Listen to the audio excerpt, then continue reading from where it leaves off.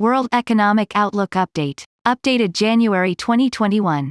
Policy support and vaccines expected to lift activity. Although recent vaccine approvals have raised hopes of a turnaround in the pandemic later this year, renewed waves and new variants of the virus pose concerns for the outlook. Amid exceptional uncertainty, the global economy is projected to grow 5.5% in 2021 and 4.2% in 2022. The 2021 forecast is revised up 0.3 percentage point relative to the previous forecast, reflecting expectations of a vaccine-powered strengthening of activity later in the year and additional policy support in a few large economies. The projected growth recovery this year follows a severe collapse in 2020 that has had acute adverse impacts on women, youth, the poor, the informally employed, and those who work in contact-intensive sectors. The global growth contraction for 2020 is estimated at -3.5%, 0.9 percentage point higher than projected in the previous forecast, reflecting stronger than expected momentum in the second half of 2020. The strength of the recovery is projected to vary significantly across countries, depending on access to medical interventions, effectiveness of policy support, exposure to cross-country spillovers, and structural characteristics entering the crisis. Figure 1. Policy actions should ensure effective support until the recovery is firmly underway, with an emphasis on advancing key imperatives of raising potential output, ensuring participatory growth that benefits all, and accelerating the transition to lower carbon dependence. As noted in the October 2020 World Economic Outlook (WEO), a green investment push coupled with initially moderate but steadily rising carbon prices would yield needed emissions reductions while supporting the recovery from the pandemic recession. Strong multilateral cooperation is required to bring the pandemic under control everywhere. Such efforts include bolstering funding for the COVAX facility to accelerate access to vaccines for all countries, ensuring universal distribution of vaccines, and facilitating access to therapeutics at affordable prices for all. Many countries, particularly low-income developing economies, entered the crisis with high debt that is set to rise further during the pandemic. The global community will need to continue working closely to ensure adequate access to international liquidity for these countries. Where sovereign debt is unsustainable, eligible countries should work with creditors to restructure their debt under the common framework agreed by the G20. Consideration for the global outlook. A stronger starting point for the 2021-22 forecast. Multiple vaccine approvals and the launch of vaccination in some countries in December have raised hopes of an eventual end to the pandemic. Moreover, economic data released after the October 2020 WEO forecast suggests stronger than projected momentum on average across regions in the second half of 2020. Despite the high and rising human toll of the pandemic, economic activity appears to be adapting to subdued contact-intensive activity with the passage of time. Finally, additional policy measures announced at the end of 2020, notably in the United States and Japan, are expected to provide further support in 2021-22 to the global economy. These developments indicate a stronger starting point for the 2021-22 global outlook than envisaged in the previous forecast. Lingering concerns. However, surging infections in late 2020, including from new variants of the virus, renewed lockdowns, logistical problems with vaccine distribution, and uncertainty about take-up are important counterpoints to the favorable news. Much remains to be done on the health and economic policy fronts to limit persistent damage from the severe contraction of 2020 and ensure a sustained recovery. 3 questions. These developments raise 3 interrelated questions for the global outlook. First, how will restrictions needed to curb transmission affect activity in the near term before vaccines begin delivering effective society-wide protection? Second, how will vaccine rollout expectations and policy support affect activity? Third, how will financial conditions and commodity prices evolve? The baseline forecast requires forming a view on these unknowns. Infections and restrictions will soften momentum in early 2021. Third quarter GDP outturns mostly surprised on the upside. Australia, Euro area, India, Japan, Korea, New Zealand, Turkey, United States, or were in line with expectations elsewhere. China, Mexico. Among components, private consumption rebounded the most. Investment picked up relatively slowly, except in China. Figure 2. The expenditure decompositions suggest a release of pent-up demand and adjustments to telework. Given the largely one-off nature of such spending, it is likely to dissipate once the adjustments are made. High-frequency data suggests some tapering into the fourth quarter of 2020, for example, in new orders, industrial production, and global trade. Figure 3. The U.S. December employment report also showed the first net decline in non-farm payrolls since April 2020. Moreover, services output remains subdued and is likely to soften further in the coming months with renewed restrictions to combat rising infections. The softening in early 2021 is expected to give way to rising momentum in the second quarter as vaccines and therapies become more readily available, allowing contact-intensive activity to strengthen. Vaccines, therapies, and containment efforts. The baseline assumes broad vaccine availability in advanced economies and some emerging market economies in summer 2021 and across most countries by the second half of 2022, an accelerated timeline relative to expectations at the time of the previous forecast. Vaccine rollout speed is assumed to vary across economies based on country-specific factors. Moreover, therapies are expected to gradually become more effective and more accessible worldwide over the course of 2021-2022. The baseline also assumes the possibility of lockdowns, including to contain transmission of new variants, before vaccines become widely available. The path of the pandemic. With growing vaccine availability, improved therapies, testing, and tracing, local transmission of the virus is expected to be brought to low levels everywhere by the end of 2022.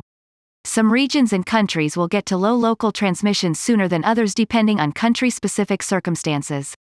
Additional fiscal policy support set to boost activity in some countries, but most are expected to experience lower deficits in 2021. The sizable fiscal support announced for 2021 in some countries, including most recently in the United States and Japan, together with the unlocking of next-generation EU funds, will help lift economic activity among advanced economies with favorable spillovers to trading partners. However, as noted in the January 2021 Fiscal Monitor update, fiscal deficits in most countries are projected to decline in 2021 as revenues rise and expenditures decline automatically with the recovery. Supportive financial conditions. Major central banks are assumed to maintain their current policy rate settings throughout the forecast horizon to the end of 2022. As a result, financial conditions are expected to remain broadly at current levels for advanced economies while gradually improving for emerging market and developing economies. Within this latter group, differentiation between investment-grade sovereigns, who have been able to issue external debt in large amounts in 2020, and high-yield borrowers, many of whom are constrained in their ability to take on additional debt and until recently have not accessed international markets during the pandemic, is expected to subside as the recovery takes hold. As noted in the January 2021 Global Financial Stability Report update, markets remain upbeat about prospects for 2021, banking on continued policy support. Rising commodity prices. Reflecting the projected global recovery, oil prices are expected to rise in 2021 just over 20% from the low base for 2020, but will still remain well below their average for 2019. Non-oil commodity prices are also expected to increase with those of metals, in particular, projected to accelerate strongly in 2021. Global growth set to strengthen in the second half of 2021. The baseline forecast follows from the assumptions listed in the previous section.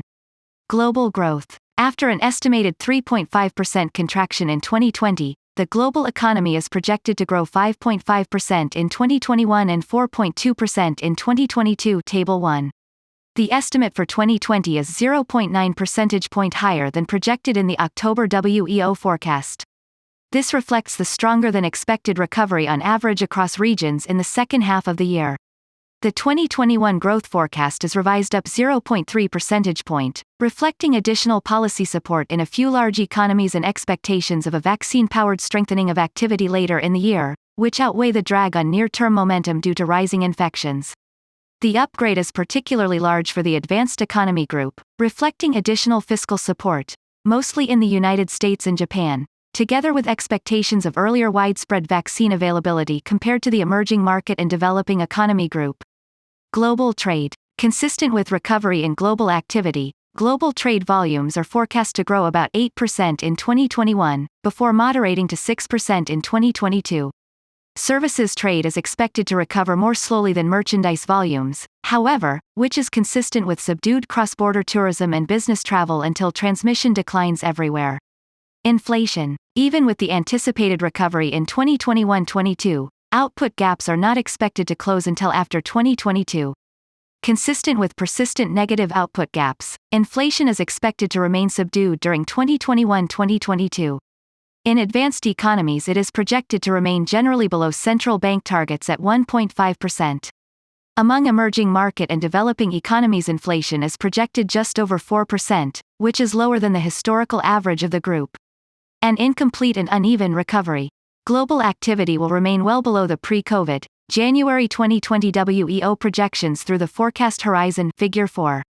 The strength of the projected recovery varies across countries, depending on the severity of the health crisis, the extent of domestic disruptions to activity related to the structure of the economy and its reliance on contact-intensive sectors, the exposure to cross-border spillovers, and, importantly, the effectiveness of policy support to limit persistent damage. Advanced economies, in general, have been able to provide expansive fiscal support to households and firms, direct tax and spending measures, as well as equity injections, loans, and guarantees, and central banks have reinforced this with expanded asset purchase programs, funding for lending facilities, and, for some, interest rate cuts. Reflecting the strong policy support and the anticipated widespread availability of vaccines in summer 2021, the projected output loss compared with the pre-COVID forecast is relatively smaller for advanced economies than other countries. Recovery paths vary within the group, with the US and Japan projected to regain N2019 activity levels in the second half of 2021, while in the Euro area and the United Kingdom activity is expected to remain below N2019 levels into 2022.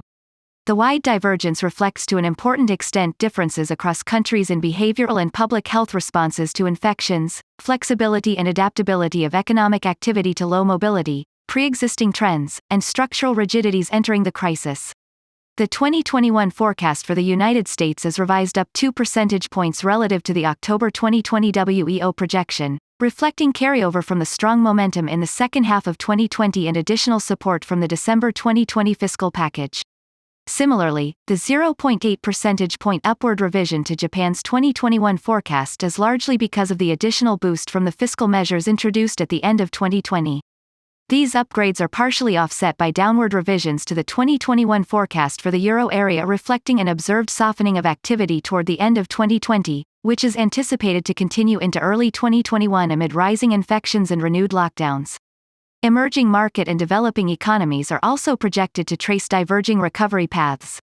Considerable differentiation is expected between China, where effective containment measures, a forceful public investment response, and central bank liquidity support have facilitated a strong recovery, and other economies. Oil exporters and tourism-based economies within the group face particularly difficult prospects considering the expected slow normalization of cross-border travel and the subdued outlook for oil prices.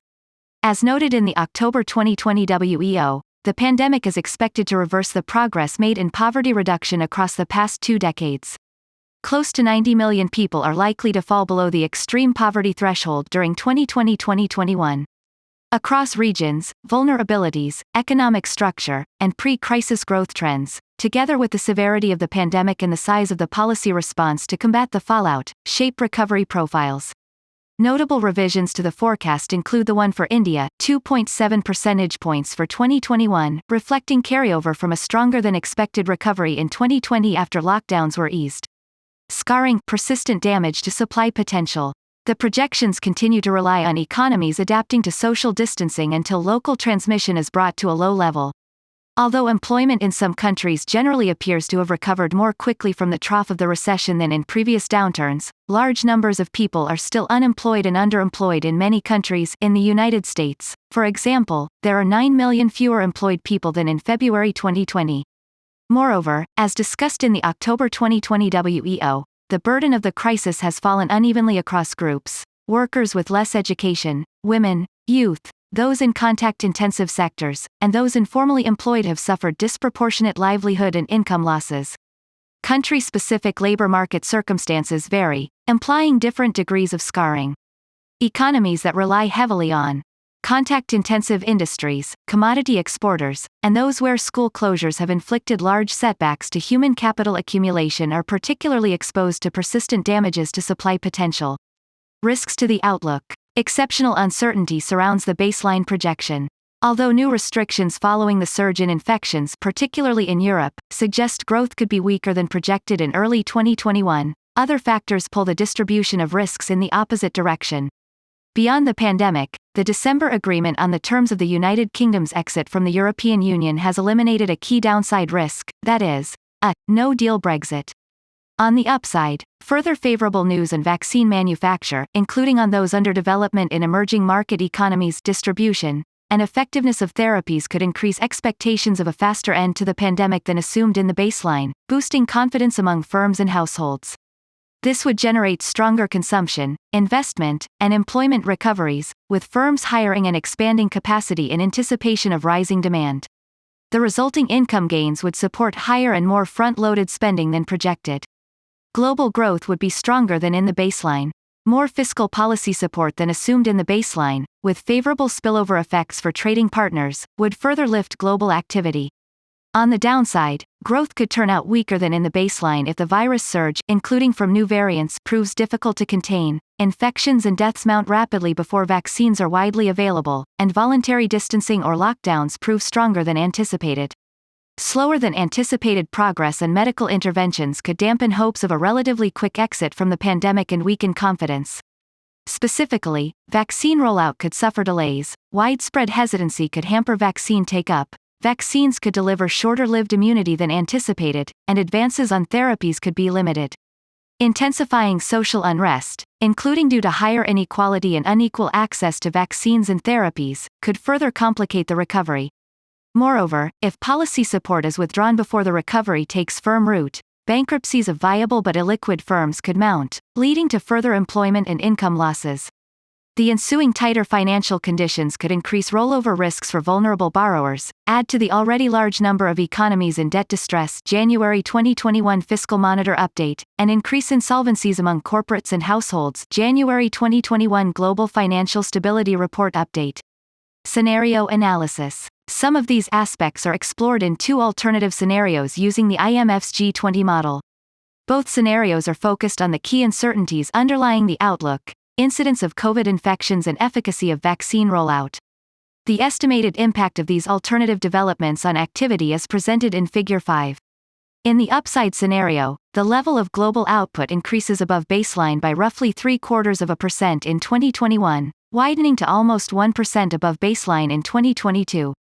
Although vaccine rollout is assumed to occur earlier in the upside, advanced economies still receive vaccines before many emerging economies and, consequently, activity accelerates sooner in advanced economies. The increase is therefore more pronounced in advanced economies in 2021 and in emerging market economies in 2022. In the downside scenario, vaccine rollout is assumed to go less smoothly than in the baseline, with widespread availability occurring later in both advanced and emerging economies and with more resistance to take up even after vaccines become widely available. With global activity weaker, emerging vulnerable economies are also assumed to see mild increases in risk premia. However, some emerging and most advanced economy central banks are assumed to be able to prevent tightening in financial conditions. Global activity falls below baseline by roughly 0.75% in 2021 but starts to return toward baseline in 2022. Again, the deviation from the baseline is more pronounced in advanced economies in 2021 and in emerging market economies in 2022. Policies to strengthen the recovery. Policy effectiveness during the recession. Aggressive and swift monetary, fiscal, and financial sector policies have helped prevent worse outcomes, as discussed in the October 2020 WEO. In some cases, transfers to households quickly boosted consumer spending, in particular for those with liquidity constraints. 1. Transfers to firms, together with credit guarantees and funding for lending programs, have prevented bankruptcies that might otherwise have occurred but also keeping some unviable firms afloat, which could put a drag on overall productivity in the future. IMF staff analysis of a sample of 13 advanced economies spanning 1990 to the COVID crisis finds that bankruptcies have actually fallen during this recession unlike during past recessions, Figure 6. In part, this decline may also reflect moratoria on bankruptcy filings implemented in some countries. As discussed in the October 2020 WEO, efficient corporate bankruptcy frameworks that apportion losses across investors, creditors, and owners will be central to dealing with any backlogs that may arise. Moreover, special out-of-court restructuring frameworks may need to be strengthened or established to expedite processing. Policy objectives. Building on these successes, policies should ensure effective support until a vaccine-powered normalization of activity is underway and limit persistent damage from the deep recession of the past year. Policies to support the economy in the near term should also advance medium-term objectives of placing economies on paths of resilient and equitable growth. Initiatives that raise potential output, protect the vulnerable, ensure participatory growth that benefits all, and accelerate the needed transition to lower carbon dependence can help in this regard. Resources for health care. The main priority remains ensuring that health care systems are adequately resourced everywhere to beat back the pandemic globally. This means securing adequate funding for vaccine purchases and distribution, testing, therapies, personal protective equipment, and investment in health care facilities. Assistance from the international community through know-how and equipment for those with low health care system capacity remains vital. The international community should also work closely to accelerate access to vaccines for all countries, including by bolstering funding for the COVAX facility, and by ensuring universal distribution of vaccines. Economic policies to limit persistent damage. Public health efforts should continue to be reinforced with well-designed economic policies tailored to the stage of the pandemic. Where local transmission remains high, and it is essential to slow down face-to-face interactions, lifelines should be maintained, including transfers to displaced workers into otherwise viable firms that experience revenue losses. Where local transmission has been low and activity has begun to normalize, lifelines can be gradually rolled back by making their parameters less generous over time. For instance, under short-time work programs, a reduced government share of wages for unworked hours, complemented with hiring subsidies. Moreover, in those countries, broader stimulus should be deployed to support the recovery as needed. Priority areas include education spending to remedy the setback to human capital accumulation, digitalization to boost productivity growth, and green investment to enhance reliance on renewables and increase energy conservation. As noted in the October 2020 WEO, a green investment push coupled with initially moderate but steadily rising carbon prices would yield needed emissions reductions while supporting the recovery from the pandemic recession. Policies to address inequality. These efforts can be complemented with investment in retraining and reskilling programs to improve reemployment prospects for displaced workers, strengthening social assistance as needed, for example, conditional cash transfers and medical payments for low-income households, and expanding social insurance, relaxing eligibility criteria for unemployment benefits, extending the coverage of paid family and sick leave, all of which would help address the uneven labor market impact of the crisis and curb rising inequality. Policy space to achieve these objectives varies across countries. The constraints have already translated into significantly different responses across income groups. October 2020 WEO and IMF Fiscal Monitor. Advanced economies continue to enjoy extremely low borrowing costs and can use the opportunity to provide fiscal support as needed to ensure a lasting recovery. Moreover, with well-anchored inflation expectations and subdued inflation pressure across the group, monetary policy should remain accommodative until the recovery takes firm root. Such policies would also have positive spillovers for more constrained economies and lower the likelihood of disruptive portfolio shifts stemming from divergent policy stances across countries in the recovery phase. Emerging market economies should maintain fiscal and monetary support where debt sustainability is not at risk and where inflation expectations are well anchored. Where emerging market central banks continue to deploy asset purchase programs, the objectives should be clearly communicated, in particular, their consistency with price stability mandates. Beyond policy space considerations, strategies for macroeconomic and financial stability, including exchange rate policies, will vary according to the structure of individual economies and the types of shocks they confront during recovery.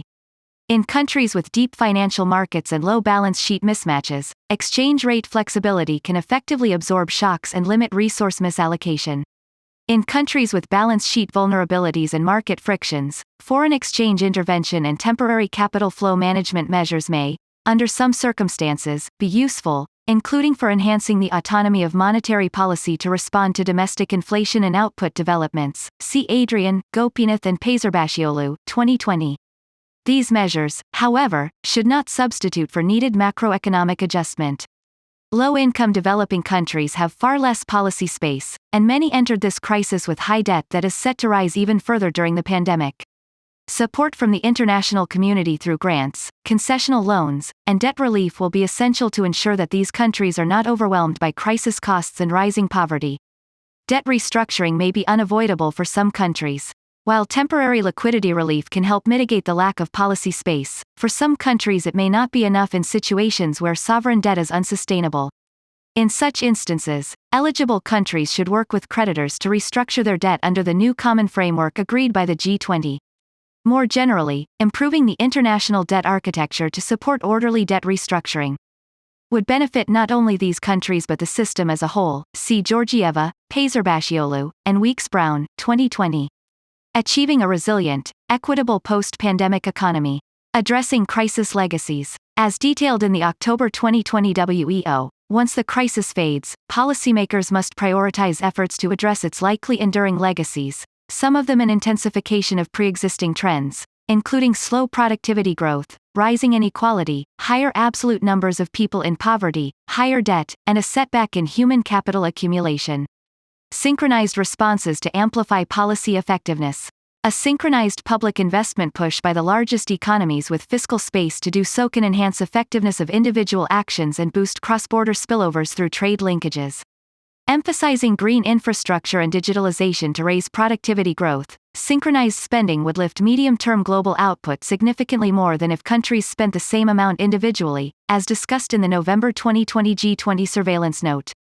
Closer multilateral cooperation. Beyond addressing issues arising directly from the pandemic, countries should also work closely to redouble climate change mitigation efforts. Moreover, closer multilateral cooperation will be needed to resolve economic issues underlying trade and technology tensions as well as gaps in the rules-based multilateral trading system. The World Economic Outlook Update is a survey by the IMF staff usually published twice a year. It presents IMF staff economists' analyses of global economic developments during the near and medium term. Chapters give an overview as well as more detailed analysis of the world economy, consider issues affecting industrial countries, developing countries, and economies in transition to market, and address topics of pressing current interest. Annexes, boxes, charts, and an extensive statistical appendix augment the text. World Economic Outlook reports can be found at https://www.imf.org/and/publications/WEO.